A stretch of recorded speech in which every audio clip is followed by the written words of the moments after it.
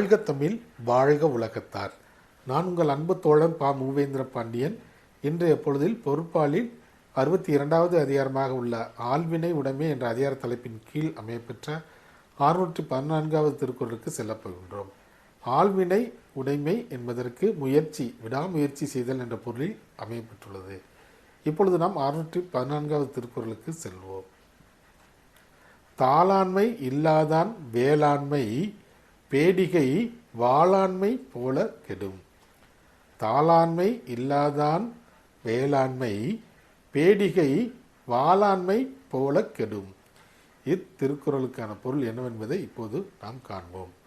முயற்சி இல்லாத ஒருவன் பிறருக்கு உதவுவேன் என்று சொல்வது படையை கண்டால் அஞ்சி நடுங்கும் கோலை போருக்கு சென்று வாளை சுழற்றுவது போல ஒரு பயனும் இல்லாமல் போய்விடும் என்பது இத்திருக்குறளுக்கான பொருளாகும். மீண்டும் பொருள்: முயற்சி இல்லாத ஒருவன் பிறருக்கு உதவுவேன் என்று கூறுவது படையை கண்டால் அஞ்சி நடுங்கும் கோலை போருக்கு சென்று வாளை சுழற்றுவது போல ஒரு பயனும் இல்லாமல் போய்விடும் என்பது இத்திருக்குறளுக்கான முழு பொருளாகும். வள்ளுவரின் வழியினை பின்பற்றி நாமும் வாழ்வில் வெற்றியை காண்போம். நன்றி.